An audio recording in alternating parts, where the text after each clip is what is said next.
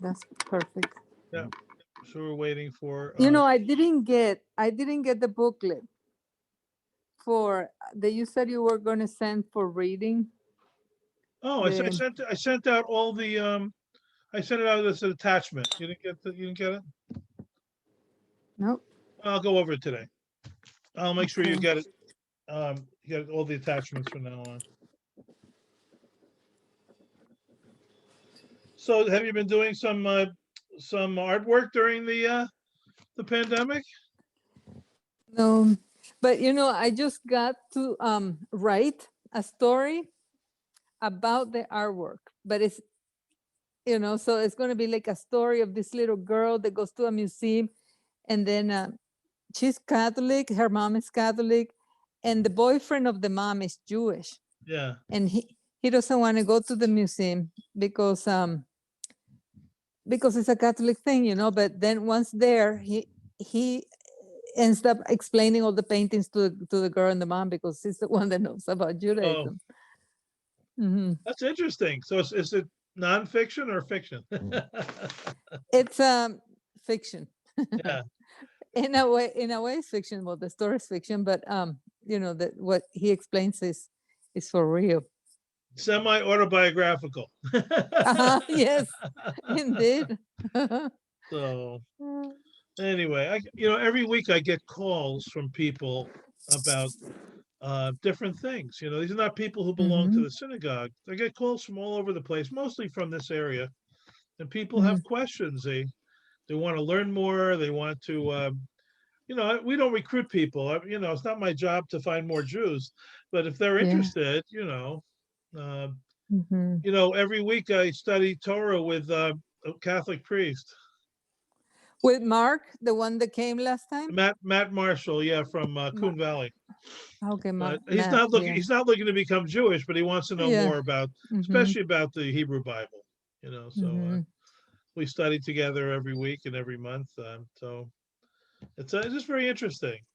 Hmm. I learn a lot from other people. So, well, I'm waiting for somebody else said they were coming. Let's see what's happening. Okay.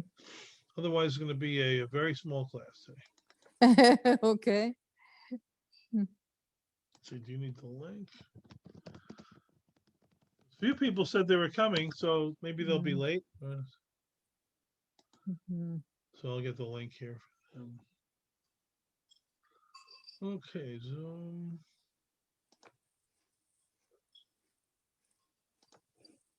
meetings, copy link.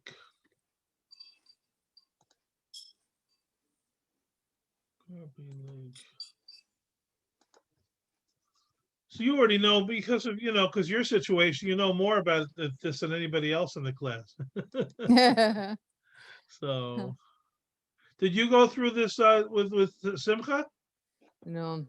Sima No. just gave me a huge book like 2 days before the mikvah. And then I said, I can't read that book. I'm not going to understand it. And so I ran to Barnes and Nobles and I bought a book that said Judaism for Dummies. And that was my whole thing. That's all I learned and that's how I learned Oh, that's it. great. In a couple of days. But you also Mhm. because you came to a lot of events at the synagogue and stuff. You learned that Yeah. way also, right? Yeah, right. So, And then, well, Jay knows a lot of stuff, and then I became very interested because of my paintings. I had a yes. lot of questions. Yeah. Yeah. So what does he do? What kind of work does he do? Jay is a lawyer. He's a family lawyer. Oh, okay. Does he have his own practice or he's with somebody else? He works with Sabina Bassard. I don't know, a lawyer from here that has a firm, and then Howard Yeah. from the temple. He works there too.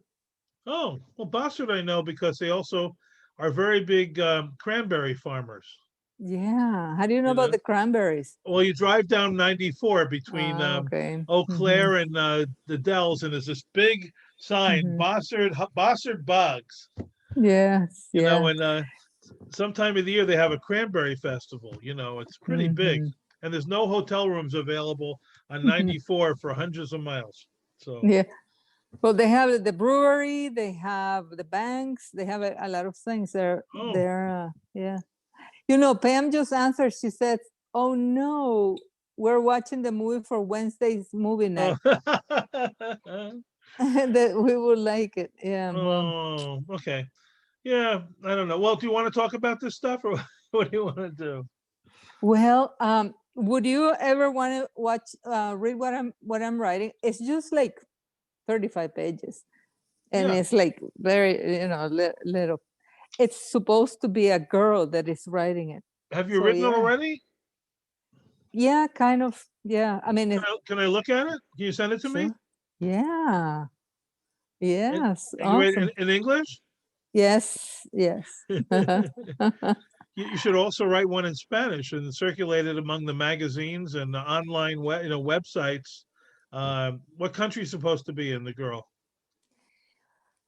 She doesn't mention it in the whole thing, but it's like it's in the middle of America where there is a big lake in the center of Central America, where there is a big lake, and in that lake there are several islands, and she's from the biggest island where there are two volcanoes. Oh, not Titicaca or Cochabamba or no? uh, no, well, it's Nicaragua, really, Okay. but the big lake in Nicaragua. Maracaibo? No, Ometepe is the name of the island, but Well, you know yeah. that they were planning to do a Panama Canal originally through Nicaragua. Yeah, yeah, I don't know why. Is there a lake? Is there a lake in the middle of the? yeah. There's a river and there's a lake, and so it would have been a very little piece to do. Yeah, And so yeah, and they are still talking about having another canal through I there, know. but Right now, it takes yeah. 18 hours to go through the canal. It's really terrible. Shipping is Wow. backed up, for a whole day, Mm, and the canal can only handle so much, traffic, and it's really yeah. grown. And the ship sizes are bigger than they used to be too. They're longer and wider. So Mhm. the Panamas, you said, yeah, I think they're whoever says this, if China comes over and gives Nicaragua money to do it, and construction equipment, they could, be very good for the economy in Nicaragua. Yeah, yeah. You know, But the politics in Nicaragua are horrible, though. well, it was worse under who was the original? Somoza? Yeah, No. Yeah, well, yeah. Yeah, it's kind of the same. It's kind of the same as Somoza now again. oh, Yeah. I remember when Hmm. the U.S. went there to arrest him. So Hmm. it's crazy. Is he still Yeah. in jail? No, he was killed. Really? Hmm. Where? In prison? No, he went to Uruguay or something like that, Paraguay, Uruguay, and Yeah. somebody bombed him. Let's Yeah. see. Anastasio Somoza de Baile. Hmm. He was the president from 1967 to 72, then 5 more years, 74 to 79. And his older brother came before him. And then he was overthrown in an insurrection led by the Sandinistas, which were backed by the United States. Hmm. He was assassinated in 1980 in Paraguay. He was living in Paraguay. Hmm. They Yeah. called him Tachito, Hmm. Little Tacho. Hmm. Let's see. Enrolled at the Instituto Pedagógico La Salle, run by the Christian Brothers. So Hmm. he had a good Christian education. His brother was Luis. His brother went to school in Florida and in Long Island. A brother. The brother went to Yeah. military school in Long Island in 1930s. And Somoza went to that school, a very good military school. yeah, He he was smart, the guy. I don't remember the name of the school, but does it say there? he entered the military academy, United States Military Academy, during World War II, and he graduated in '46. So he was really, yes, that's the best military school we have in the United States. Mhm. He returned to Nicaragua and was appointed the head of the National Guard. And he had an affair and fathered a daughter, Patricia. Then he married Hope Portocarrero, an American citizen. Their wedding was at the Catedral de Managua and officiated by Archbishop Jose Antonio Lescano. 4,000 people attended his wedding, Wow. and they had 5 children. So, all right, it's interesting. It's a very busy family. Yeah. So The see. daughter lives in Miami. Actually, a friend of mine is friends with the daughter. So Israel supplied weapons to Somoza. Ah.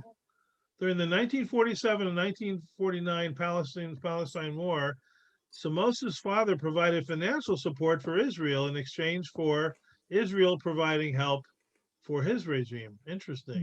I Yeah. didn't know about that at all. It's But amazing. the What you find. regime from now does not support Israel. You know, Oh, they voted against Israel. in the United Nations, yeah. Mhm. It's a shame.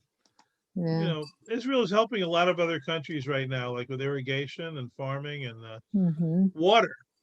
Israel, when I was there years ago, half of their water came from the ocean. Now, 90% of the water, drinking water in Israel, comes from the Mediterranean. So they're really independent with water, and they're helping other countries that have no water in Africa and in Middle East.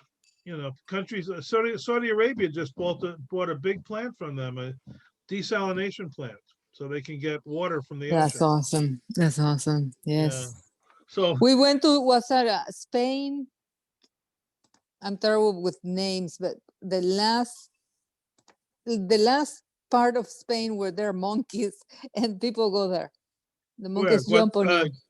Wait, you mean Gibraltar? Gibraltar? Gibraltar, Yeah. yes. You see, you're super smart. I don't know. In Gibraltar, yeah. And then the bathrooms were with this water that was processed, from the saline water. And they Yes. were explaining to us all of that, and that how amazing this new system was, and all that. Yes. Well, we're going to talk about it around Earth Day in April. We're going to have a big discussion about Israel and Judaism and the environment. So, Jeremy, good evening, sir. Eric, Hi, how are you? Okay, now we can get started. I'm sorry. No problem. Claire and I are just catching up. So, welcome. Eric, I just want to let you know there's a package for Natalie waiting for a Sunday school, and it's going to be in the synagogue again. Okay. We have fruits and nuts and all kinds of things for Tu B'Shvat, which is next Sunday. Very nice. Thank you. Yeah. Did she make the project? She made the plates, right? The Seder plates? Yeah, she did. She liked it. She kind of wanted to quit into it. I said, no, get back in there, finish it up. Okay. Well, I know it wasn't an easy project, but it was fun. The kids had a good time with it. So we're going to have a big celebration next Sunday for the kids. Very nice. You'll be fine. All right, let's get started. So we talked about the structure of these classes. We have 16 more weeks, and people will come and go. You're going to find some people will come to subjects that they're interested in. They won't come to other things. So this class does really allow for that kind of dropping in or dropping out and coming back another time based on what you're interested in. Last time we talked about the basics of Judaism, and we gave a little presentation, which I'll make sure everybody gets a copy of that. So just the Jewish history and that kind of thing. And so the way each class is structured is going to have 30 minutes of discussion, 30 minutes of a presentation like music or a video, and then 30 minutes of a Hebrew lesson.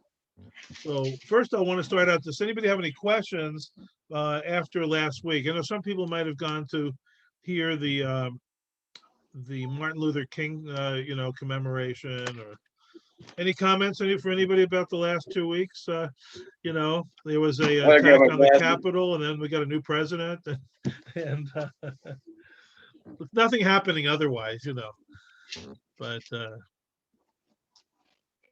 Jeremy, do you have any questions or concerns or? Things you want Of to course talk about? not.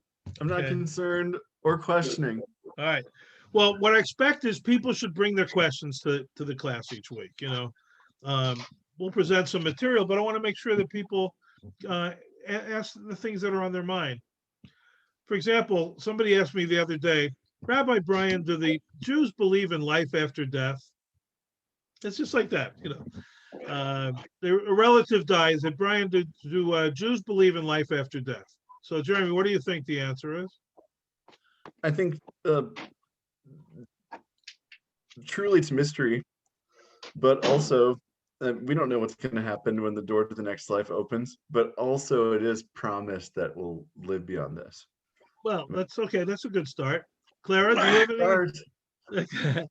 Clara, do you have any suggestions about what I should say to this person who asked me, Rabbi Brian, do the Jews believe there's life after death? Oh, the Jews believe, not the Jew believe, but if Not the me. Jews, He said Jews, okay, all the Jews.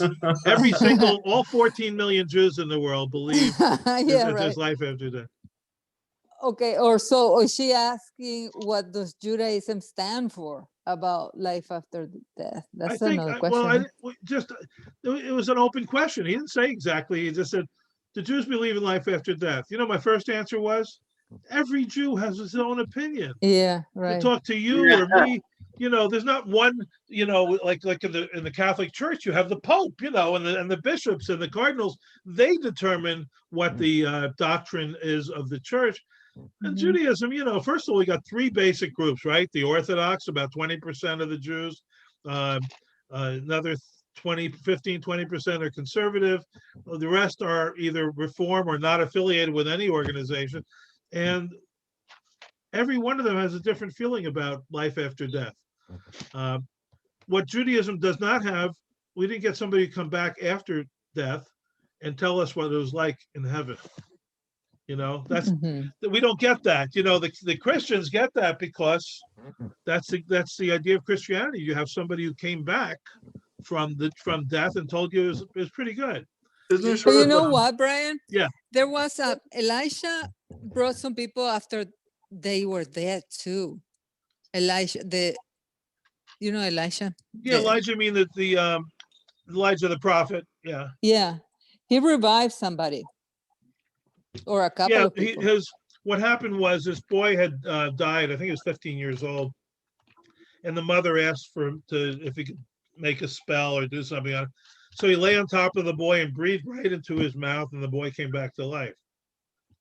But it didn't say what if he learned anything while he was dead, or so now Judaism does not have a standard belief for anything.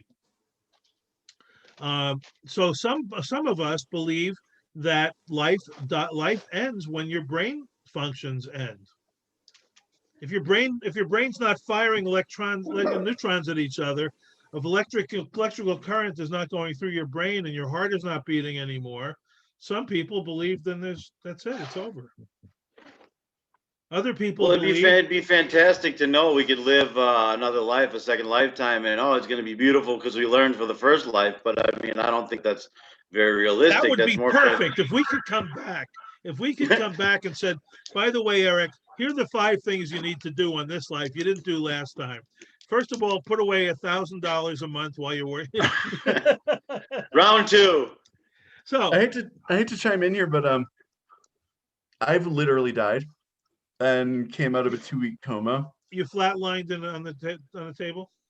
They coded me as just full-blown dead. And here I sit, and there's a lot of things going on mentally at the time when I was asleep or whatever. Can you remember anything that you saw or felt when you a little bit, yeah. Technically, but I mean, I can guarantee that there's something there. Is it a bright light? That's so awesome, Jeremy. Slowly, I was slowly, what is that called? Like the doggy paddle. I was doing that around this fountain, and then all of a sudden it's 2 weeks later, and I felt really amazing amount of clarity and focus. Wow. And also, did you feel like you had a second chance at life when you woke up? Beyond that, I mean, just it sort of brought things into focus, sort of a digital camera versus like a 1935 camera. Wow. So I could sort of see like life cycle, like focusing on the life cycle and being like protecting justice versus just being a person. That's amazing. So, See, some people, I grew up with people who were Roman Catholic in New Jersey. They all had a very clear view of what heaven New was. Jersey? Yeah, New Jersey. Yeah, I'm from New Jersey originally. Really? Yes. So I grew up with a bunch of guys. I was Jewish guy among Polish and Italian Roman Catholics, right? And so I went. My friends were all Italian Roman Catholic. I went to church with them sometime. I went to confession. So here you go to confession with another 15-year-old boy sitting in the confessional, and he's telling the priest what he thought about all week, and what do 15-year-old boys think about. And then so the priest said, "You say 4 Our Fathers and 3 Hail Marys, and you'll be clear. You're absolved, right? Absolution, isn't that right, Clara? Absolution." That's right. And so I said, "Well, wait a second, Kevin. What happens on Sunday after you're done with confession?" He says, "Well, you sin again for another week, and then you can always come back here and ask for forgiveness." Mhm. So Yeah. I said, "No, Kevin. But once you get absolved, you're not supposed to go back to the behavior you had before." So Judaism doesn't get that. We get once a year, Yom Kippur, right? We fast for 25 hours, and you're supposed to make up or forgive everybody who's hurt you, and you're supposed to ask for forgiveness from other people that you've done ill to, so you can start the new year, the new Jewish year, fresh. To sin again Huh? until next year. To sin again. Yeah, how quickly like we make New Year's resolutions in January. Here it is, January 20. Was it 24th? And how many people have already off the diet they were going to be on? Their exercise program has gone to heck. That's a problem. Resolutions. People try to change their entire life with a New Year's resolution. Maybe a little small change is good. I'll eat 1 less cookie a day. I'll walk an extra block. What, Clara? I would love to have the experience that Jeremy had. And there was a movie one time about this doc, these guys that were studying medicine, and then they decided to experiment death on purpose. So they would go one by one experimenting, and so there was a movie, it was a fiction movie, but it was it Flatliners or something? yes, that's the one. But that movie, I always thought, like, I would love to do that. I mean, well, what if you don't? But what if you don't come yeah, back? I Then know you're that's dead. a little bit of a problem if you don't come back. But the idea that you can go and see what it is and then come back with a new vision, and then you would understand like what is really important, and I don't know, you get to live better, I think. You think that happened, That's Jeremy? the ideal. You're saying you would use that experience to do Mhm. things differently. Yeah, totally. A second chance. Amazing. Yeah. Mhm. So what I'm saying is, the people that I went to confession with, they had this idea of what heaven was like. My friend Kevin, he was in the choir and everything, choir boy. He said, "Brian, when you go to heaven, first of all, they give you a white robe, and you get wings, and everybody's Mhm. playing the harp. Everybody's playing and they're all singing." I said, "Kevin, you got a lousy voice. Everybody else that I know in your church, they can't hold a note." He says, "Yeah, but that's heaven." So if that's the view of heaven, I don't want to be in that heaven. So now the You could Jews save some money and take a trip on American Airlines. Bring a harp with you. and not die, right? Not die. So I'll share you in a little bit, but the rabbis who, especially in the last 1500 years after the temple was destroyed and the Jews were sent out into exile, they developed this idea that churches and synagogues, they came up with the idea of heaven or hell, so you should get people to behave. If you promise that somebody's going to be burned, skinned alive and burned every day, and then their skin gets put on and they get healed, and then they get burned again the next day, if that's what they're going to end up with, maybe they'll behave now, and they won't sin, and they'll listen to what the priest tells them to do.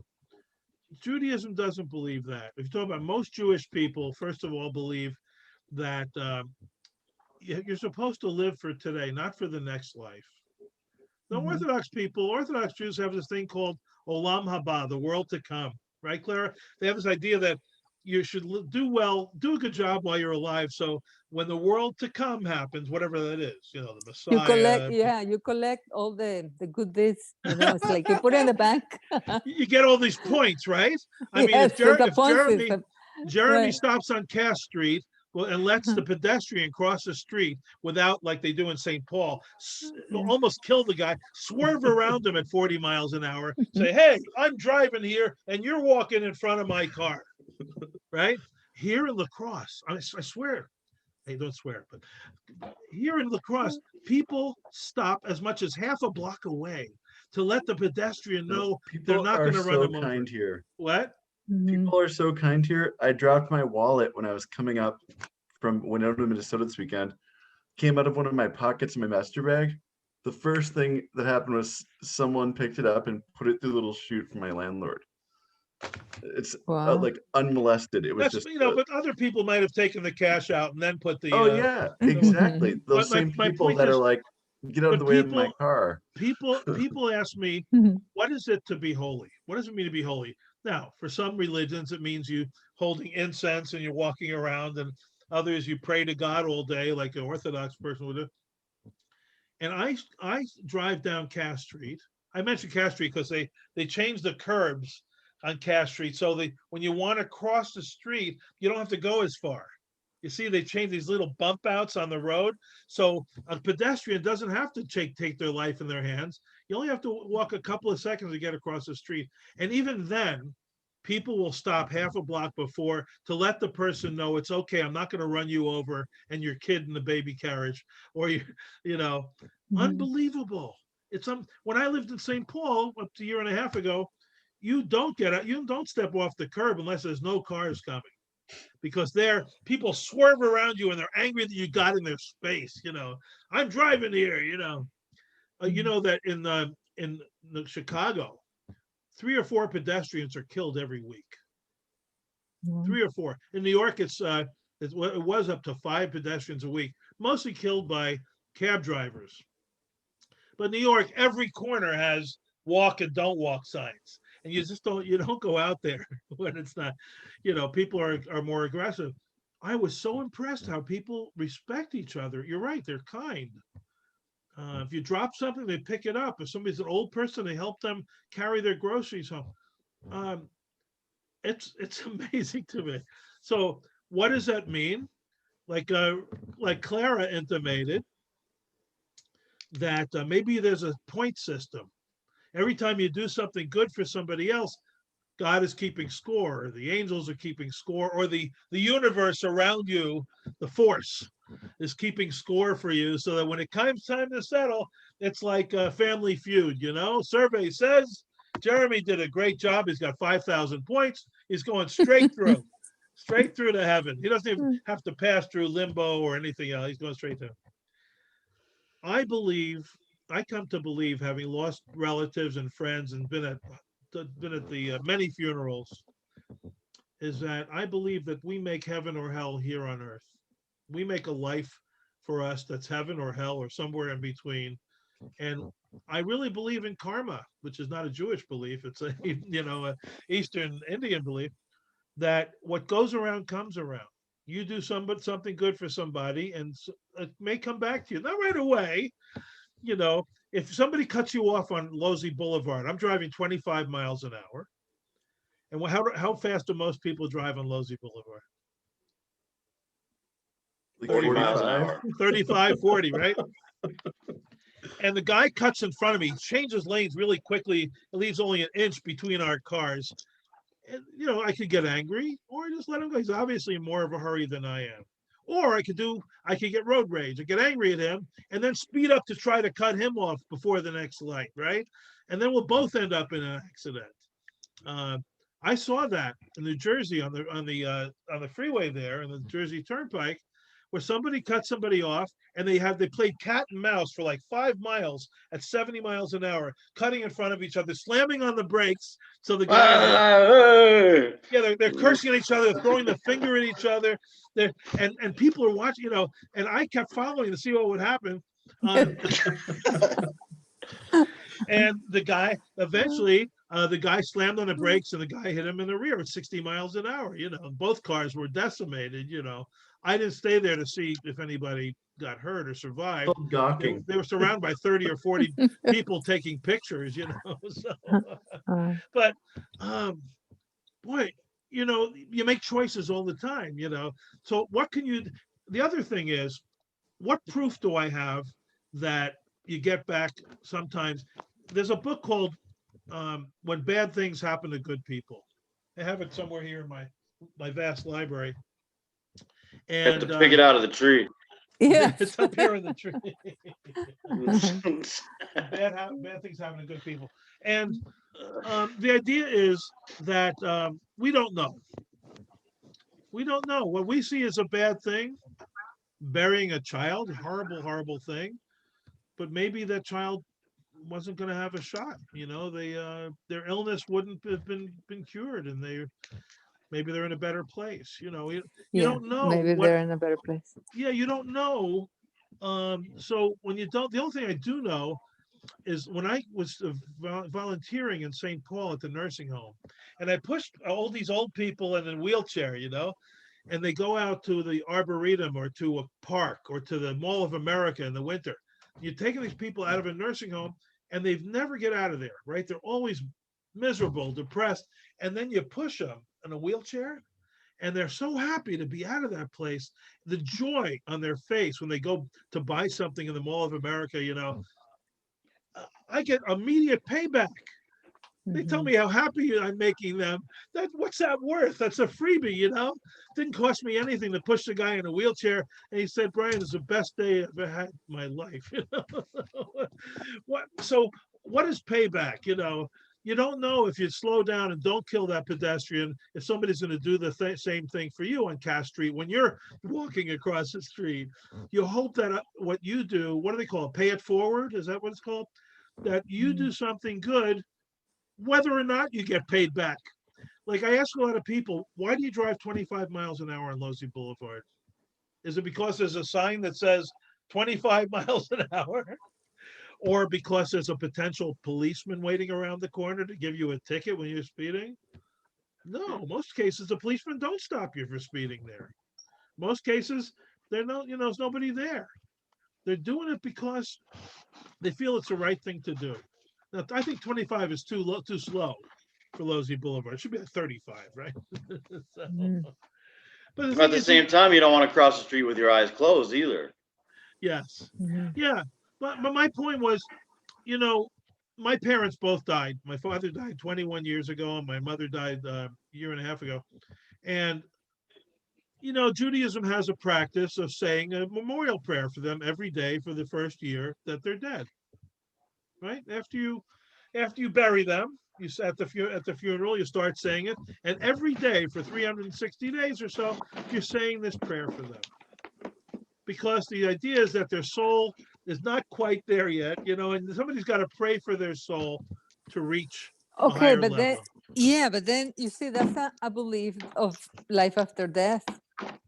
So I guess the answer to that question is yes, because otherwise we wouldn't pray for the dead to reach to that level. Know. You're right, Claire. We don't know. So just in case my father or mother needs some additional help to get to a better place, just in case there is life after death, I'm saying these prayers for their benefit. But these prayers are not for their benefit. They're for us. We say these prayers, for other people. We say, but they really have to do with ourselves, right? It has to do with, we're saying it because it makes us feel better. I felt really good saying Kaddish, saying the prayer for my mother for a whole year. I felt really good doing that, and it made me accept her passing more easily than if I just had nothing to rely on, nothing to do. nothing to support me in my grief, you know. So I'll show you an example. Last year in January, a year ago, was the last of the year that I was saying Kaddish for my mother, saying the memorial prayer for my mother, and there I am at the wall. You know where that is, right? Yeah. This is the The western wall Western. of the original Temple Mount in Jerusalem, and I'm there. They see these little pieces of paper that people stick in the wall. Yeah. They put these little messages in there because they feel it's closer to God. I don't know if God's reading all these pieces of paper, but it makes them feel good that they've made an effort to go beyond themselves and put in a little prayer. Mhm. When I go to that wall, the wall always I talk to the wall, and the wall says, "Brian, how come you don't come here more often?" So, It scolds you, huh? it scolds me. God says, "How come you don't come here more often?" So I don't know if there's life after death, but I want to say, what about life after life? What if I keep being a good person just for the fact that it might help somebody else? I get payback. For example, when I give money to a charity, and I see the charity do good work, like there's a charity in Israel I give to that they take orphans, not just Jewish orphans, but orphans of any religion from around the world, especially people who've been lost in wars or revolutions. They take these kids into this youth village and they raise them until they already go to high school. And they teach them the language. They bring them from Africa and Central America. Unbelievable. They have hundreds of kids that they bring there. Boy, every dollar I give that place is going to a good cause, And you see immediately these kids graduate from high school, they go to the Israeli army, they become citizens of a country where before they were starving, their parents were gone. Israel shouldn't be the only country doing that. That was our job as the United States until recently, to take families that want to do better and escape revolutions and come to the United States, But that's a whole nother story. Whole nother story. All right, so but that's just kind of thing. I get a question about life after death, and that happens maybe 4 or 5 times a year. So I have one before we go into our other subject, which is forgiveness, Rosh Hashanah and Yom Kippur, which is our subject for tonight, by the way. I had a call about 2 weeks ago. Man says, "Brian, I'm 55 years old." And he called me because this is a number they get when they call the rabbi, when they call the synagogue. "Brian, I went out with a Jewish woman when I was in college, and I wasn't particularly nice to her. I took advantage of her in one way or another. He didn't tell me the details, but I felt very badly after the relationship ended, and I feel really guilt. I wish I could straighten that out and get her forgiveness 30 years later." Now he's married, he's got 3 kids. As far as he knows, she lives in Eau Claire, and she's got a couple of kids. She's obviously moved on. We don't. It sounds like it's in a 12-step program. What's that? A 12-step program? Yeah, he's doing his amends. Well, but sounds like that. that's the Jewish program. The question is, what would be the right thing for him to do? What are the options? Does he go back? He can call her or text her or email her, try to find her, right? Pretty easy to find people online. Should he contact her? Should he just bury his feelings and forget about it and leave her life alone so it doesn't dredge up this old bad memory of this guy? What would be the right thing? I think that the first question would be, if I contact her, would I create more damage? Would her husband get jealous? Would she revive all these memories that were bad? Or would it be a good thing? So I think that's the first question. Continue to treat his current wife right. What, Eric? Mm-hmm. Continue to treat his current wife right and not mistreat another woman, poorly or illy. I think I agree with Clara. Just leave it alone. Do the best he can with what he has, and he doesn't know if she's thinking about it. He may just be being selfish. You never know. She may have totally blocked it. Now, it may still be in there. She may still have those feelings inside. But like Clara says, do you want to dredge up from 30 years ago, dredge out these feelings. If her husband finds out, maybe he'll go shoot the guy. You know? So, Well, right. She's not Yeah. chasing after him. She's not chasing after him saying, I forgive you. She's already forgot about it. but I can understand the guilt. Yeah. There was in my life. I'm not a horrible person, but I've done things that I've really regretted. And the question is whether you go back to if it's recent, it's okay. But if you dredge something up from 30 years ago, Facebook has really presented a problem. Facebook, I'm running into people I haven't seen since high school. We're talking about 50 years ago. And they remember crap that happened in high school. And they want to get even, or they want to get over it. People want to talk about stuff that happened 50 years ago. Now a lot of them are single now, divorced, widowed, whatever, and they're spending a lot of time on Facebook because of the pandemic. They had reunions, there was a Woodstock reunion, there was a reunion of high school reunion. I think some things are better left alone, Well, especially if the idea is because he feels guilty and he wants to feel better.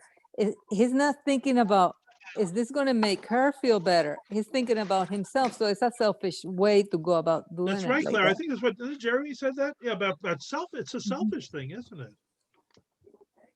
So It's a tricky way to walk sometimes. It's sometimes it may be a personal issue, sometimes it may be a gratification issue, sometimes it may need to be spoken about. That's where it comes down to, we have one life to live, one God to help us in this life, and how are we going to do it right and learn from what we did and not regret it anymore? you're right, Eric. I think, and now it could be handled by psychiatry, right? I could send him to a therapist, and for the next 5 to 10 years, he'd talk it out and get maybe feel better about it. It couldn't erase it, but maybe he'd be able to accept his behavior. We talked about all these things. I asked him, what are your options? What can you do right now? And he said, well, contact her. Number 2, don't contact her. He said somebody else told her to write a letter, right? She should write a letter to her, but don't mail it. It's like you get it off your chest, but you put it in the bottom drawer. And we decided that he's going to do the Jewish thing. He's not Jewish, but he said he donated money to charity, and with not mentioning a name, was anonymous, and he's going to forgive himself. He's going to forgive himself for what he did and not carry this anymore, because he doesn't want to open it up, and maybe she feels terrible about it, and it would just make her feel worse if he came to see her and brought it up. So these are kinds of questions I get almost every week, about Brian, Well, I'm There's sorry, some depth, Jeremy. like it's a Q&A from the Comic-Con or with a celebrity, with a writer, an actress, whatever. It's always, where do you get your ideas? How'd this happen? And there's such complex questions that are like down to the person, to that exact moment. The answer might be different 50 years ago or whatever. It's too complex of a question for anyone to answer. Yeah. But I mean, because you're like a local religious figure, people are like, oh, you're at the grocery store? Where am I going when I die? I mean, it's kind of a heavy burden that you have to. No, it's very simple, face. Jeremy. I'd say, you're going to hell. You're going to burn and rot in hell. I saw what you did last summer. So, and the other thing is, I don't want to condemn somebody to hell, because I don't want them to come back and be angry at me, See, they're all wholesale going to hell. I mean, so, do we believe in hell? Actually, I don't think Judaism in general, it's like a religion that believes in hell. I don't know what different. Don't forget, hell predated Judaism and Christianity. The idea of an underworld was very much a Greek invention. The Greek people believed there were gods of everywhere, right? Gods of the sky and gods of the rain and gods of the moon, and the god Hades, who controlled the underworld. And there was a guy a ferry boat guy who took them across the river Styx, on the way to have. They were all surrounded by mythology and legends that they couldn't prove. When they heard thunder, they thought the gods were fighting among themselves. They had explanations for things that they couldn't explain. That's the human brain. Huh? That's the human brain.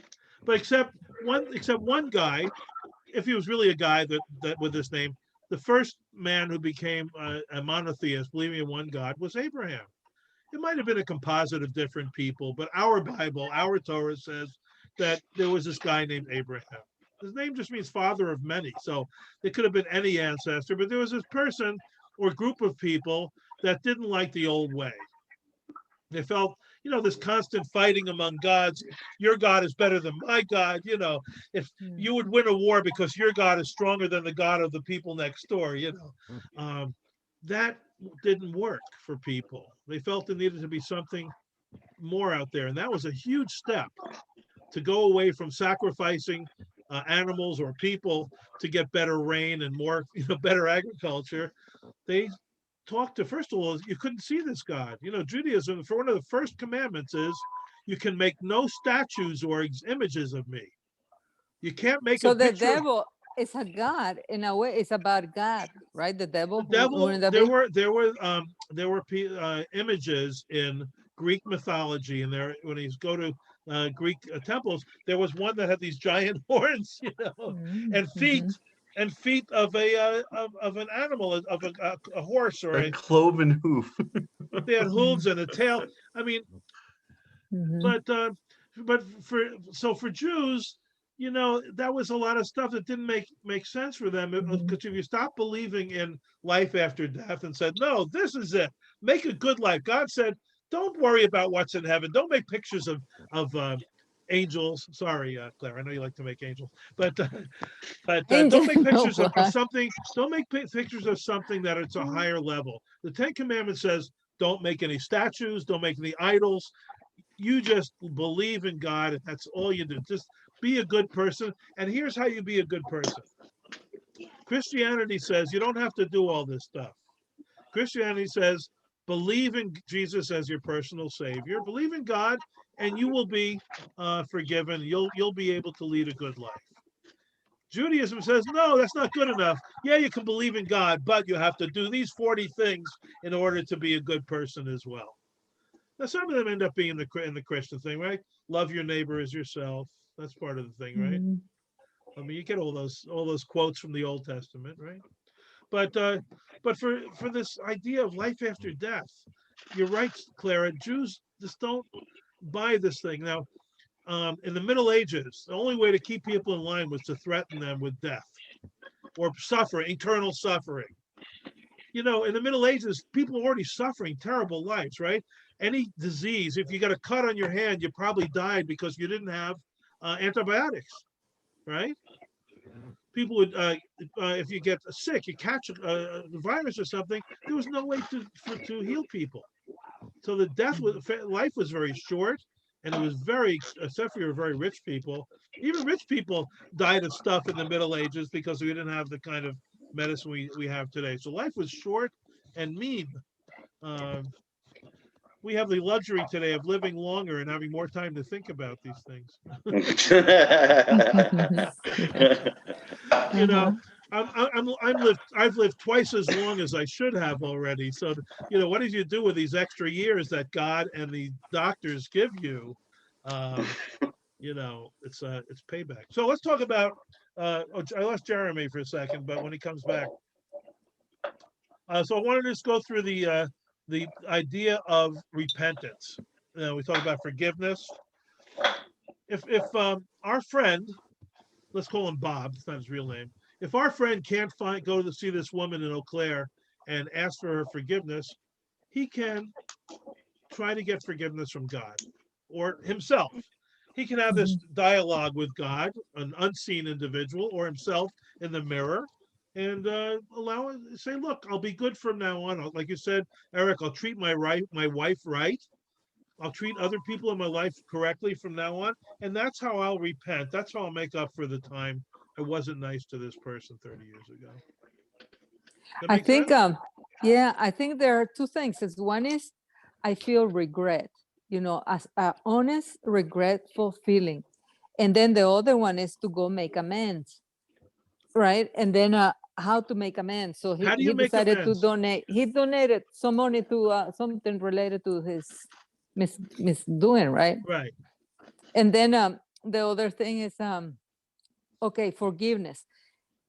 I think for me, when I go to my higher God, I go and I say, help, forgive me, God, but I don't really think that he needs to forgive me because I did it because, that's how he made me to do, I think, really.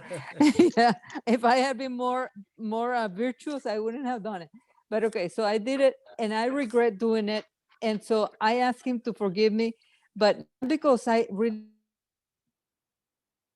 love, but because that helps me forgive myself, because then I think God forgives me. Who am I not to forgive myself? Am I thinking I'm better than him, more than him?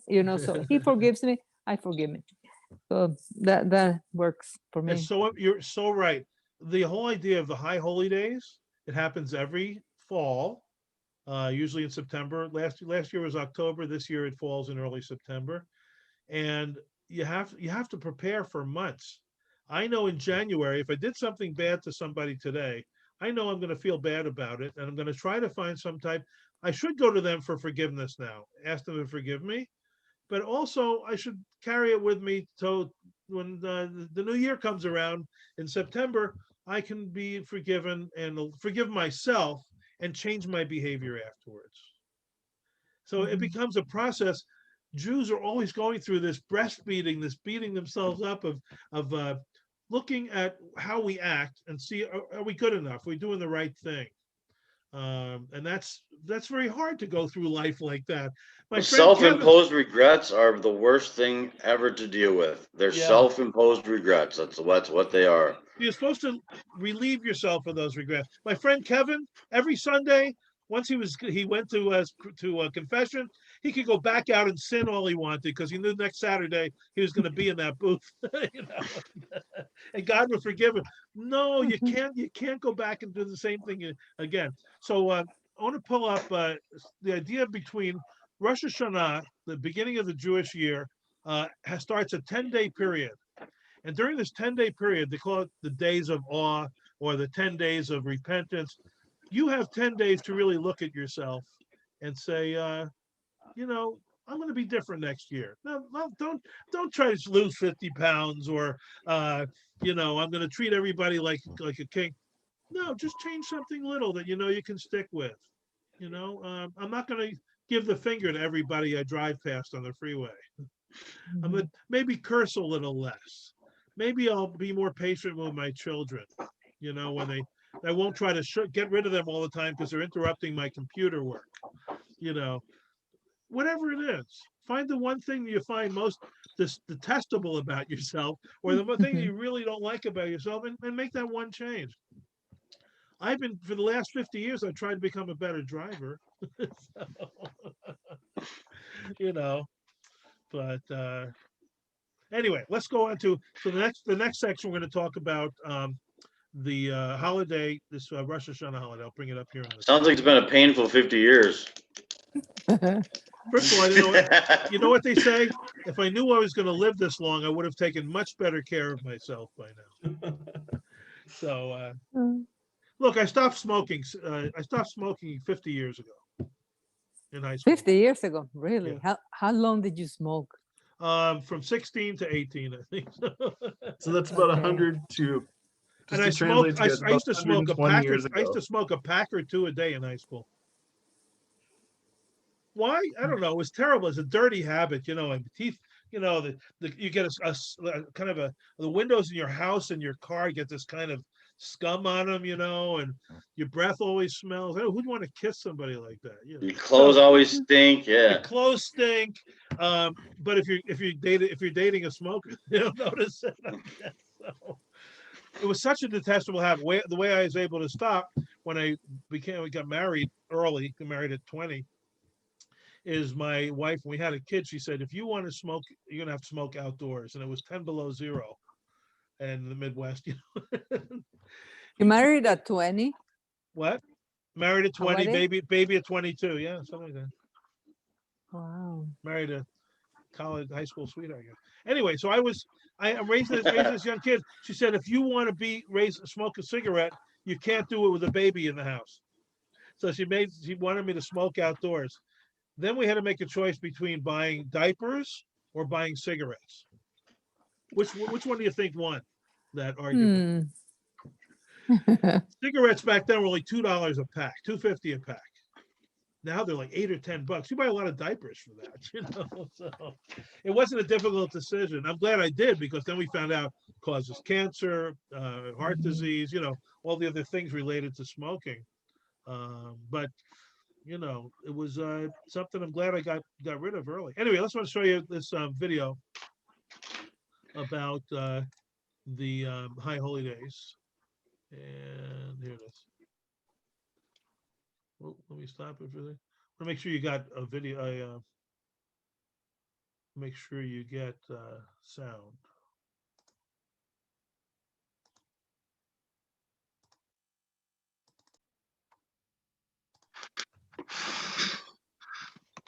Start of a new year in the Jewish calendar, and a moment to take stock of your soul. Unlike January 1st, it's serious stuff. It's said that on this day, God takes special note of us and our behaviors, writing us into the book of life. It's time for reflection. Where have you missed the mark?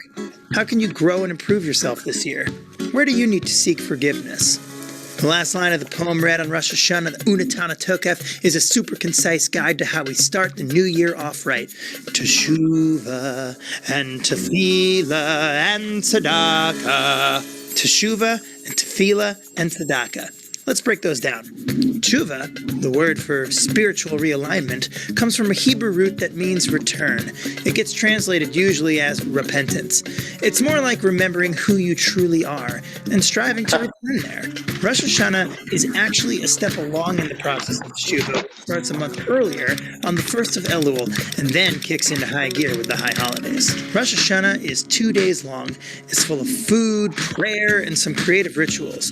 Its name means head of the year, and it has a lot of other names too. The meals are a big deal. Dinners and lunches. Most memorable is the blessing over apples dipped in honey for a sweet new year. You'll also see round challahs, sometimes with raisins, honey cake, sweet foods like honey carrots, kugels, tzimmus. Plus, some people have a tradition of eating new fruits, a fiesta of things to taste for the first time in the new year. Sephardi Jews have a Rosh Hashanah Seder including foods with names that are puns in Hebrew. For instance, the head of a fish gives you an excuse to say, so that we may be like the head and not the tail. It's like saying, get your head in the game. When you see people on Rosh Hashanah at synagogue or on the street, you can shout out Shana Tova or Shana Tova, which just means have a good year. Speaking of synagogue, if you go, you'll encounter a lot of special liturgy in a book called the Holiday Machzor. This is Tefillah, connecting through prayer. A highlight for many is singing the beloved melody, Avinu Malkeinu. You also hear the Torah stories of Abraham and Sarah, Hagar and Ishmael, and the famous binding of Isaac story. And you'll hear the sounding of the shofar, Tukiya, that's the one little one. Then Shivarim, that's a threefer. And then there's Truah, and that's like a machine gun. And then the long one, Gadola, comes from Gadol, which means big, and it's long.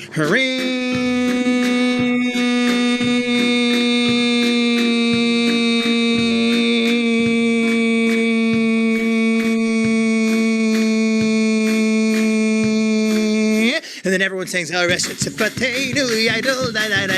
unbelievable. You're going to love it. You should really just come out and check it out anyway. If you're going to come once a year, might I recommend Shabbat, though? It's a much easier time to get through. I'm just saying, I'm not here to push a narrative or an agenda, but Shabbat's fun. In the Torah, hearing the cries from a ram's horn is a key mitzvah, or commandment, of Rosh Hashanah. 100 shofar blasts, there are 3 types, are meant to arouse and to awaken each person. There's a beautiful daytime ritual that is very engaging for kids called tashlich. People toss breadcrumbs into a nearby body of water to symbolically cast away old habits and mistakes. Rosh Hashanah is also a time of year to consider how to do more tzedakah, justice in the world, through community projects, taking a stand on important issues, or giving charity, say after the high holiday appeal to your synagogue. At the new year, we turn the pages of our own life's book, be it tattered, torn, or terrific. Rosh Hashanah is an auspicious moment in time that invites us to wonder, what's the next chapter of my life all about? True, and then the big one, Tequila Gadola.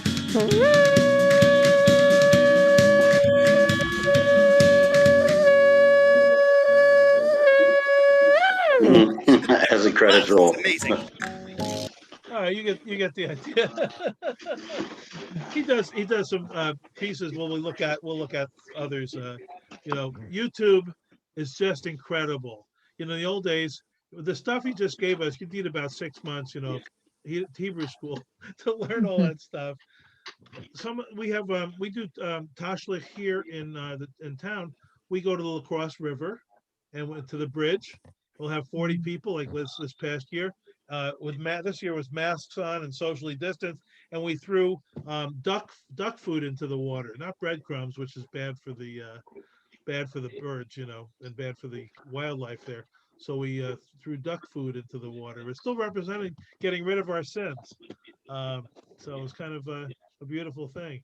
So the other thing is that anybody have any questions about Rosh Hashanah? I have a question. What's the difference between tzedakah and tikkun olam, something like that? Yeah. Tikkun Well, olam. tzedakah comes from the word tzedek, which means justice. So how is social justice in our world?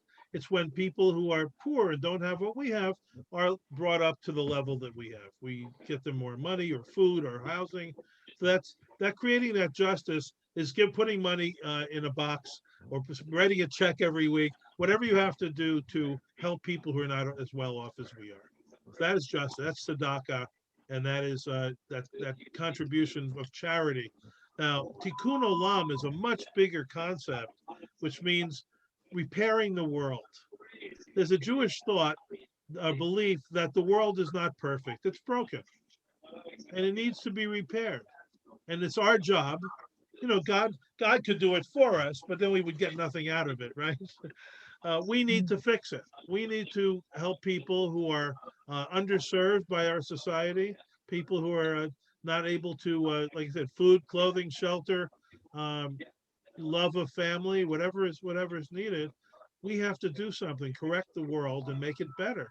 So Tikkun Olam is a general program, and it could be anything you want it to be that would make life better for other people. Anything that gets you out of yourself and moves you to thinking about other people is Tikkun Olam, is correcting the world. They're pretty similar, aren't they? Well, tzedakah is a very specific act. I every day when I go to services. Oh, let me turn off my thing here. So every day when I go to services every day on the computer. I put money into a pushka, into a box, and when it fills up, I take it to the bank and write a check for the amount that's in there. It usually takes a month or so to fill this up. There's coins in there, there's dollars, it could be, it probably ends up to $60 to $100 a month. Goes to charity, and I don't miss it because I'm not putting $100 in. I put in $1 at a time, or $2, or whatever change I have left when I come in the house, quarters. It adds up a good, at least $60 a month. So I'm able to give it to the Jewish National Fund or to Wafer. I give money to Wafer here in town, the food shelf. There's quite a few places that could ask for. I give it to the Magen David Adom, the ambulance service in Israel. They're always saving and helping food people. service. But this is one way of, this is tzedakah. This is really making daily contributions, small contributions. Tikkun Olam is more doing things physically, like building houses for Habitat for Humanity, taking somebody who's homeless into your house, or taking them out for a meal. That would be more than charity. You're really making a change, and it might become the highest level of charity. Do you remember that, Clara, what the highest level of charity is? It's helping somebody find a job.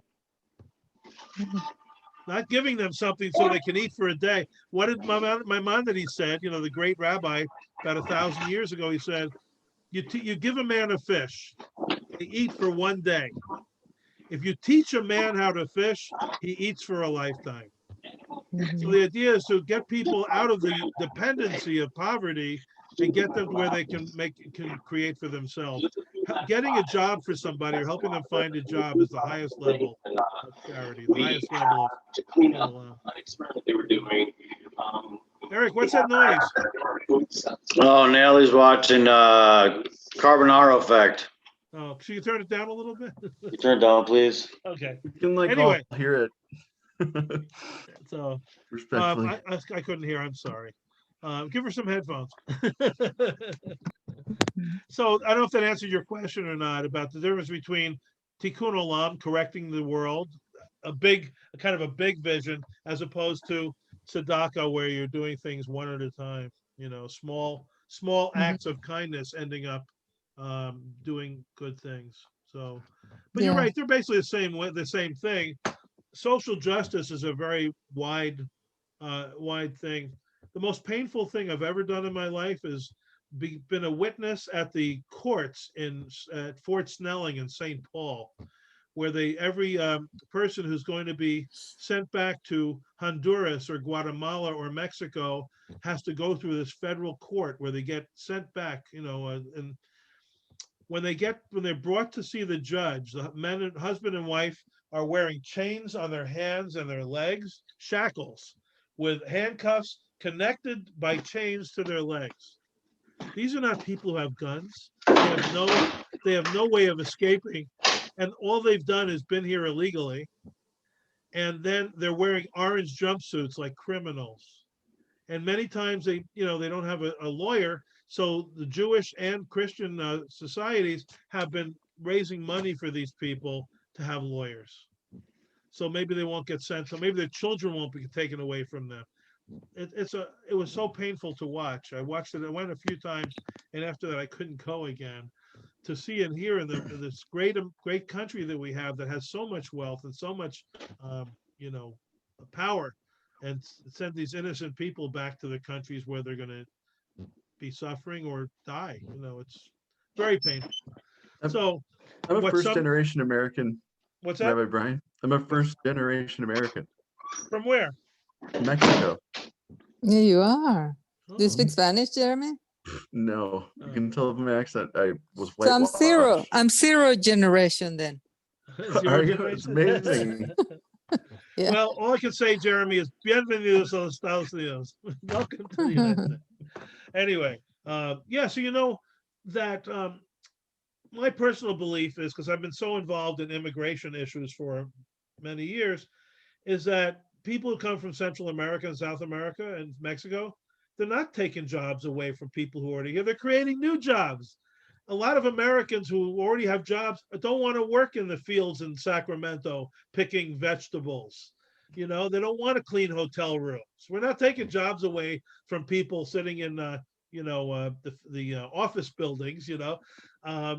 So it's wrong to accuse people. Like the head of neurosurgery just got taken by someone that jumped over the border. It's too much. It's always like food service or like working at clubs and stuff. Yeah. Anyway, so that's tikkun olam. That's helping other people without any possible reward, without any chance of you getting a reward. Now, Eric might say, "Well, yeah, but if you after you die, you might go to heaven." You took the words out of my mouth. So anyway, the idea behind Rosh Hashanah is not just this 10-day period of this, it's the whole damn year. You're thinking about your behavior. It makes you think twice before you do stuff, or even worse, before you say something to a family member, to a spouse, to a kid. You think twice, because what are the repercussions? What are the ramifications of my not treating this person with the utmost respect? And how guilty will I feel tomorrow for yelling at the person today? That kind of stuff. Now, some people, like you said, Jeremy, they have no conscience. There's some people who give the finger all the time in the car, and they cut people off on the freeway, and they have no second thoughts about doing it forever. There's always going to be those kind of people. We have a word for them, starts with A, but that's, so you try not to be that person, and you go on. So the idea behind Rosh Hashanah, it is this 10-day period to try to improve yourself. And there's this idea that the book of life, how you're going to treat it the next year, the book of life opens on that first day of Rosh Hashanah, and it's open for 10 days. And God can kind of write that. It sounds a little bit like Santa Claus, right? They got this list, Mhm. who's been naughty or nice, and then when it comes to, but it's not in order to get a good gift. It's in order to be alive and be worthy of having a good year or living another year. How about those little papers on the wall, in the Yeah. Western wall? Yeah, what about them? Isn't that like Santa? It depends. A lot of them will say, "Look, my wife has cancer. I have no money for the medical. I really need some money," and they'll put the note in there asking God to find the money for it. Yeah, like Santa, because it's kind of telling God what to do. No. Well, if you envision God as this force, that's energy that's all around us, and all you need to do is help focus that in some way. Um, why do we have communal prayer? Why do Jews require 10 people to pray together in order to be a valid prayer group? It has to do with energy. There's energy that's taking place. That we feel we do have. You're right. Maybe it's asking God or telling God what to do. It's more for us than for God. If God has unlimited power and can do anything, Mhm. would it be so bad if we asked a little help occasionally? What did Fiddler on the Roof say, right? In Fiddler on the Roof, he said, "Would it spoil some vast eternal plan if I were a wealthy man?"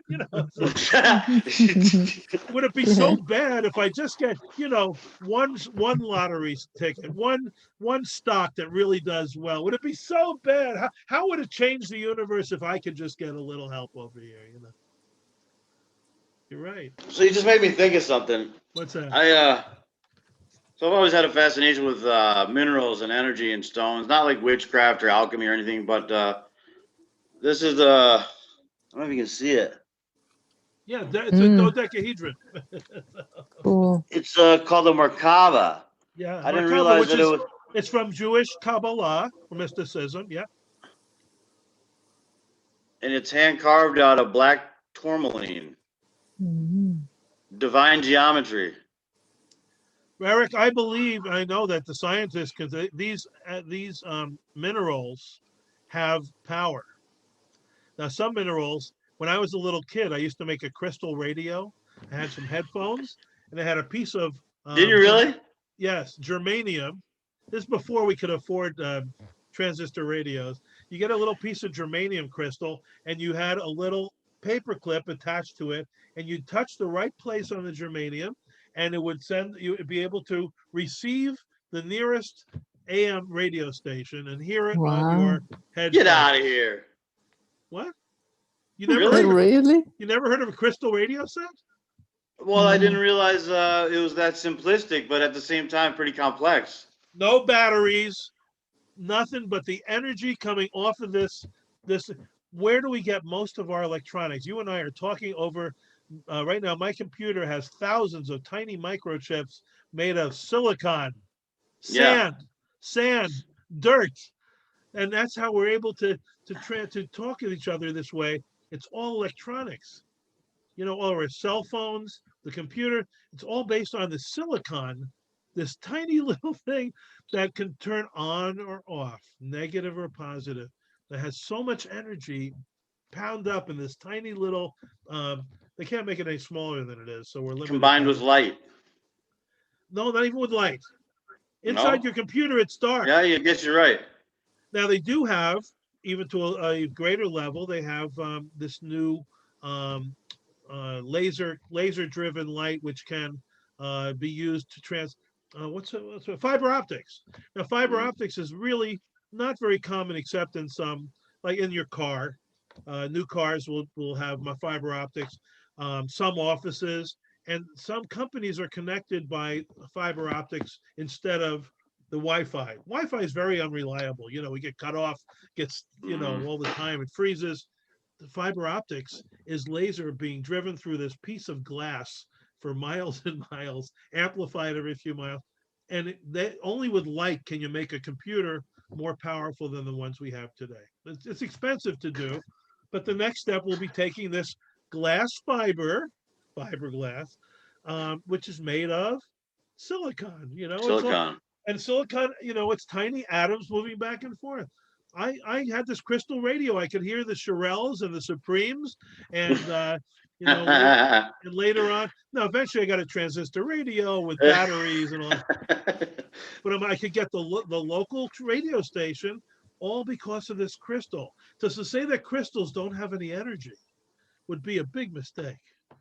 Now some of them have more energy than others, but some of it's measurable. That can actually determine how much electricity or magnetism that comes off of some of these things.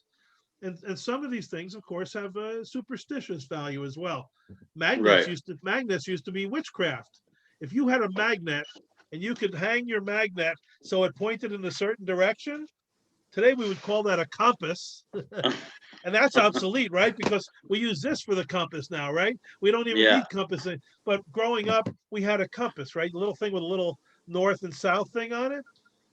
If you had that in the 1300s, you'd be burned at the stake as a witch. By the late 1400s, Christopher Columbus and his people were using that as a way to determine where they were going on the ocean. So what was witchcraft? And that was magnesium. That was a magnetic rock, lodestone. And it had, what had happened? It had magnetism, and if you believe it, it actually hooked up into the magnetic field of the Earth, which is thousands of times larger than the Earth itself. These are all incredible forces. Brian, yeah. Can I ask a question about please. the tarot cards? Is Tarot. that tarot? That thing. So is it that permitted in Judaism? Or well, first whatever? of all, the idea that people can tell fortunes is condemned in the Bible. It says, you shall not suffer a sorceress to live. You shall not allow a witch or what's a male witch, a sorcerer, wizard, warlock. You're not allowed to. They have to kill them, because they were back in the old days. They were going against religion. They were going against Judaism and saying, you don't need God. You can do these other things. You say a spell, or you put together two hair of a bat and eye of a newt, and you put them together and you end up like numerology was another one they cast out. Numerology and witchcraft. Numerology has a big background in Judaism for the last 4,000 years. Does it really? That's intriguing. Judaism believes that there are numbers that have really, really strong power over us. The 18. Hebrew, what's that? Number 18, 36, 54. Yeah, like number 18. And it means nothing in English. In Hebrew, it's Chet Yud, the 5th and 10th letter of the alphabet, which total 18, and it means life. So if somebody wears that on their as a necklace, they're giving themselves some relation to that power, some connection to that power. You'll see rap stars, black rap stars with bling on their chests, and usually there's a Jewish star, a big Jewish star, or a chai, thinking that they're attributing some power or connection to it.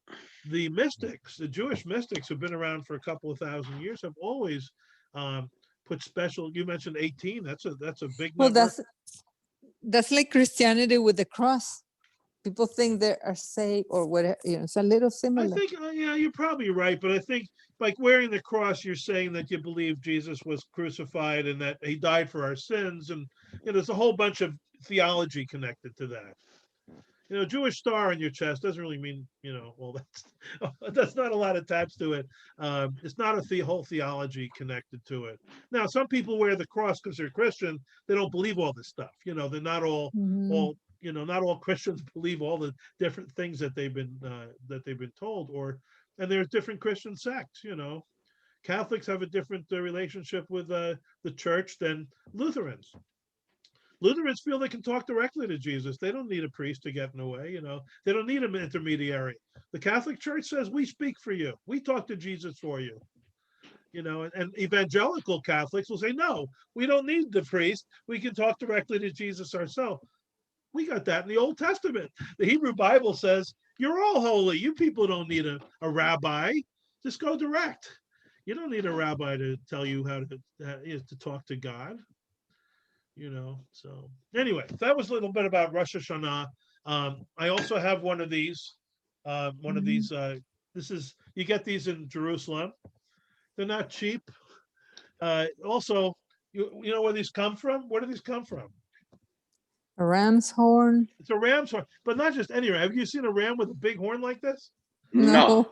These come from gazelles in South Africa. But you're not, because these are endangered species, you're not allowed to pull these off of the animal. They're against the law all over. It's like ridiculously huge. That's a gazelle antler? Yeah, That's what these horns are? It's called a kudu. It's a kind of gazelle. Wow. They use these male kudus use this to attack other male gazelles. And the good news is they fall off every year.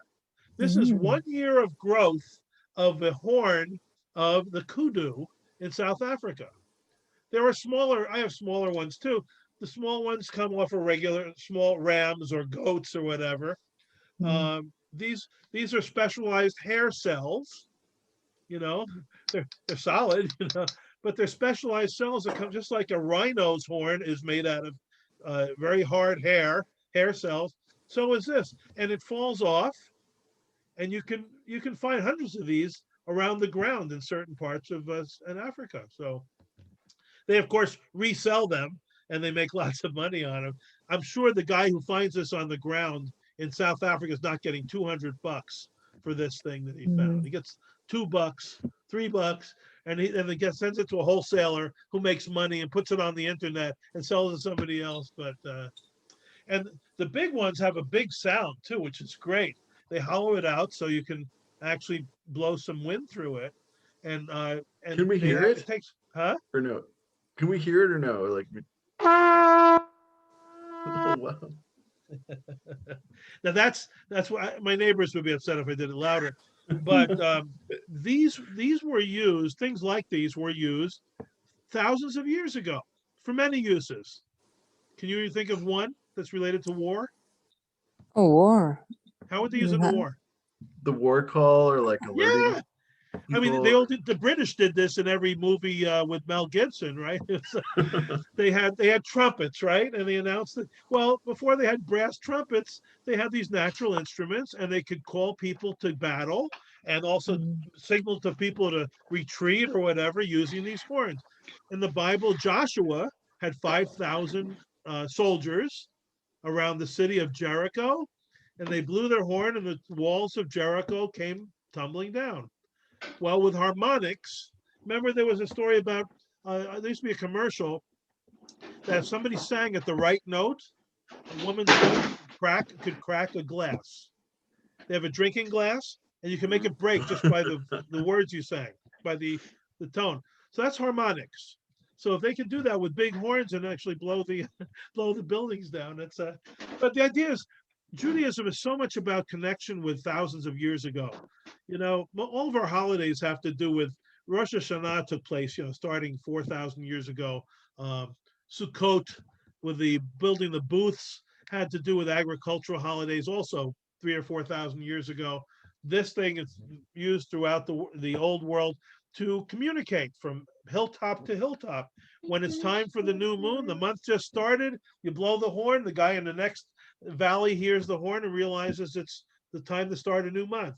So for agriculture, you know when to plant, so everything about Judaism is connected to the past. So we have a lot of holidays based on old things. The Jews getting out of Egypt, escaping from slavery. There are some recent holidays though. Judaism has a holiday remembering the Holocaust. That's only 70 years old. The independence of Israel. Independence Day for Israel, 72 years ago. Those are the more recent holidays. And every holiday has its own foods. Remember that he said in that video we saw? There's always lots of eating, lots of food.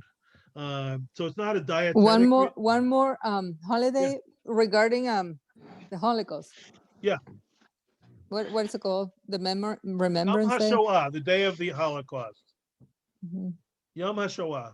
Holocaust means a burnt offering, right? Hollow, which means sacrifice. and caustic, is a burnt, something that was burnt, a burnt sacrifice or barbecue, is how we might call it in present Yeah. English.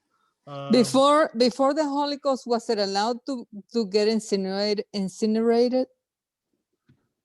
Judaism always wants you to be buried in the body and not cremated. Incinerated. Okay. But during during the pandemic, when they ran, Mhm. especially in New York, they ran out of hospital beds, and the morticians ran out of places to keep all the bodies. They cremated them all, and even Orthodox Jews went through that. But Wow. we believe in having a funeral and a burial with a nice casket, and people can say all these prayers and get some closure.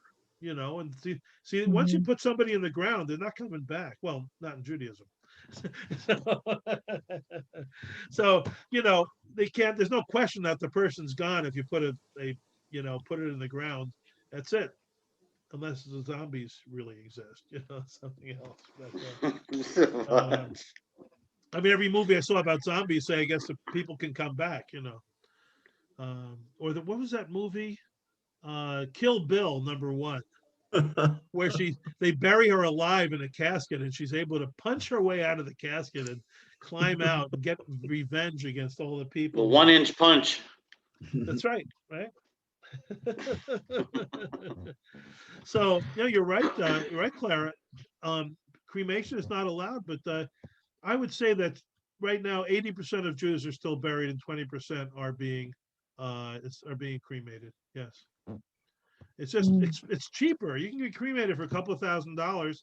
To be buried, it costs you 10, 15, 20, depending on whether you're going to have a chapel, hire somebody to run it. You have limousines and funeral places to pay. If the parents if they leave enough money, I guess you can do it. But these days, say, why waste the money? As a rabbi, I'm saying people should be more conservative and do it the old-fashioned way. But I won't get in the way of a family's desires. There's this legend, that if you're buried with your body intact, that when the Messiah comes, right? I mean, that's true in Christianity too, right? If the Messiah comes, I don't know. bodies are all raised, Oh, right? yeah, The right. rapture, now is that only live people who get the rapture? What about the people who died, who were good? Do they get to go up to Jesus too? I think so. And even I Yes. think the burned ones or the whatever Is exploded you have in to have an an intact. airplane. So Judaism believed you have to have an intact body just in case the Messiah comes. So for Christianity, the Messiah has already come. For Judaism, we're still waiting. Messiah hasn't come yet. We have a lot of requirements, so we demand certain things of a Messiah that we didn't get. Yeah, like Peace, peace on earth. peace on Peace earth, on earth. goodwill to men, lying down with the lamb, Jews not being killed in Holocausts and Inquisitions and Crusades. Everyone going home. The What? end of all wars. Yeah. I was born during wars, and there hasn't been a day without them. I mean, Yeah. so maybe it was a little idealistic, to say our Messiah has to have all these things take place before it. For many Jews, they pray for the Messiah, but they live for today. They do things to make things good today, not wait for the Messiah to rescue them. We see these signs, the global warming, whether you believe it or not. Over 250 million trees have been killed in California in the last 5 years due to fire. 250 million trees. That's how many trees Israel has planted in the last 70 years in their little desert country. Can you imagine that? Wiped out in 5 years, millions of trees. Not to mention the loss of property and the loss of life. They say that global warming leads to more winds and more of these dry conditions that make it conducive to have fires. If that's the only now. Some people say it's a sign from heaven. It's a sign from God that people are abusing the earth, and this is a punishment. Some people say this virus, this pandemic, was, kind of a sign from God. We're overpopulated. Who's died? Of 400,000 Americans that have died, what's the average age of the person who's died from the pandemic? 70 or something, right? 75. 75. Wow. half the people are over 80 that have died. Now, somebody said to me, well, isn't that culling the herd, getting rid of people who would have died anyway and making room for the next generation? And, you know, um, other people have used this time to say, let's look at what we're doing and see if it's, maybe we need to make some changes in our lives or in our world to make it better. People They've used, forget that life has a 100% morbidity rate. Like a statistic no one thinks about before going out. right. So to finish up this class today, we won't have time for a Hebrew lesson today, but I just wanted to get across the idea that Judaism tries to take this relationship with something that happened years ago, whether it's getting out of Egypt from slavery or working with agricultural products, maintaining a connection to something that existed before all this technology. Now, one thing that's interesting though is the technology has brought, like you saw the video we watched, there's so much Jewish content on the internet. It's unbelievable. We have a website that I designed for our synagogue. I'd like you to look at it when you get a chance. And it has a lot of information about all the holidays, Jewish belief and practice. There's a lot of links on there to go to other places on the internet, but explore a little bit, as you It's things that awesome. interest you. I saw it. It's very good. Thanks. But I hope it creates a little curiosity that people will look for something else and see, there's something out there. Rabbis especially, and Jews in general, I've been really good at asking questions and not getting answers. We know the right questions to ask, but we don't always have the answer. I wish the answer were E equals MC squared, or the answer would be, x squared plus y squared equals z squared. But unfortunately, it's not like that, because for each person, it's a different experience. It's a different experience. Some things we have in common, we share. Like when I get on the internet in the morning and pray with 40 people in other cities, we're having morning prayers. We're wearing the tefillin on our arms and on our heads, wearing the prayer shawl, the talit, and saying the same prayers together and singing together, then reading from the Torah. We have a connection with people we never met, probably never see in person.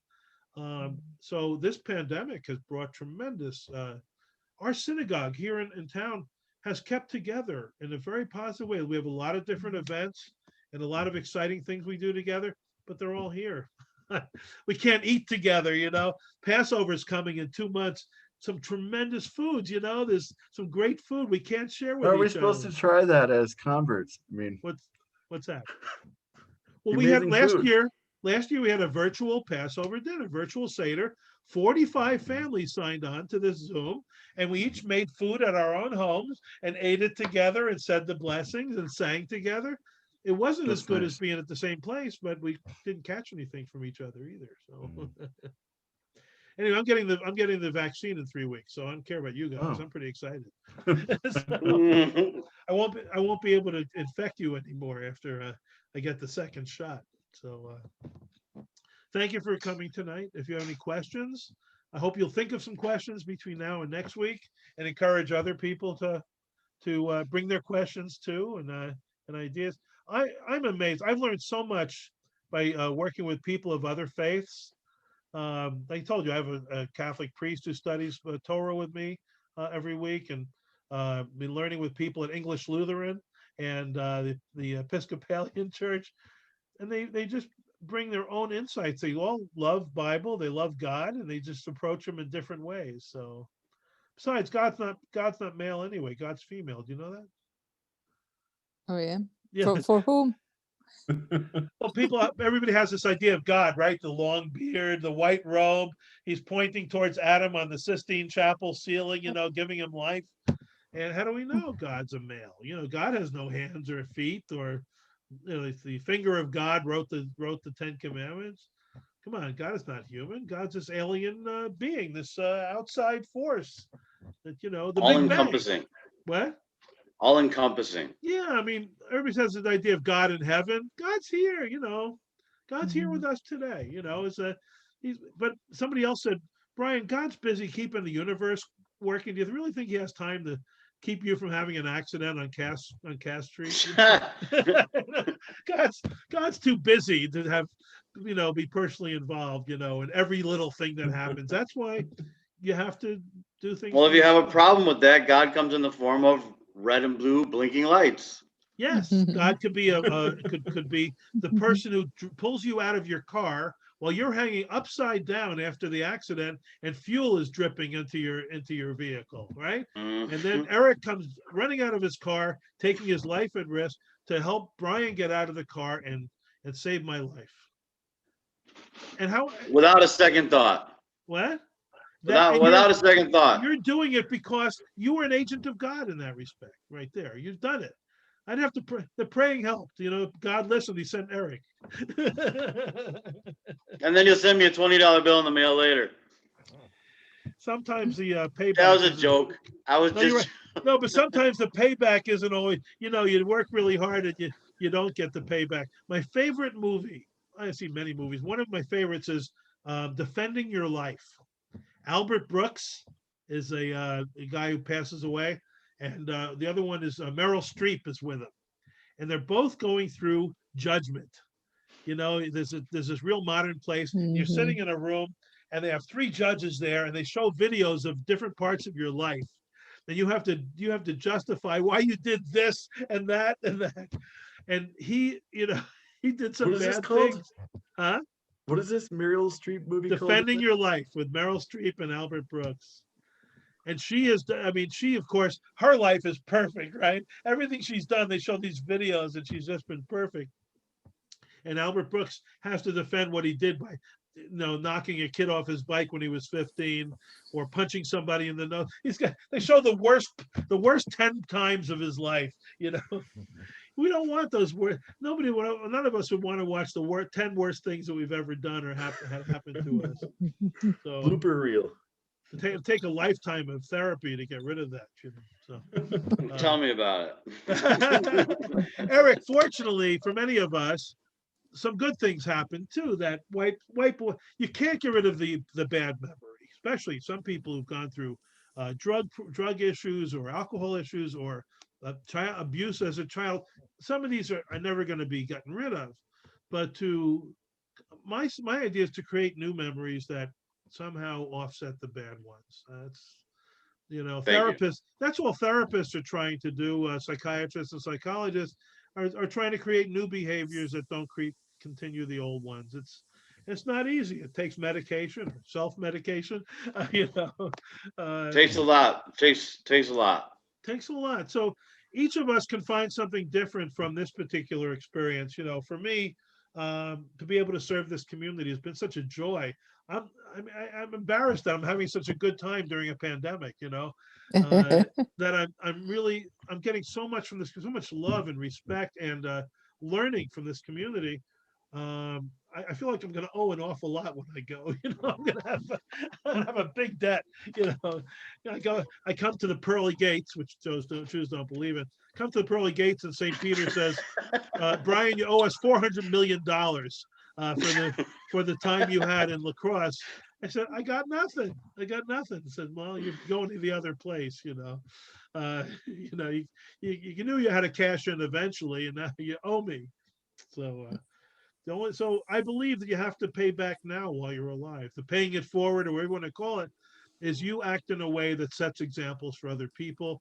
Eric, you're a father of a beautiful, smart young woman. Be an example for her and show her how to act. It's a big responsibility, but also a tremendously beautiful thing. Thank Clara, you. you've raised children. I raised 3. Yeah. Yes. How old are they, Clara? My older one, she's 39, and she has 2 kids. Yeah. 6 and 5. And then I have the 2 Jewish ones, the boys, and they are 21 and 18. Wow. It's amazing. Amazing. Anyway, thank you so much for sharing this. You'll never get back this hour and a half. This is off the end of your life. This is time taken away from you. I hope you found it worthwhile, and you'll join us again in future days. Next Monday, right? I'm gonna send it, yeah, next Monday, 7 o'clock. I will send out materials for us to look at. But I hope you found this journey a little bit fun. Very nice. All right. Have a wonderful week. Good night, everybody. Good to see Drive you. Thank slowly you. on, Good night, Losey everybody. Boulevard. Don't go over 25. Nice to meet you. Thank you. Rabbi Brian.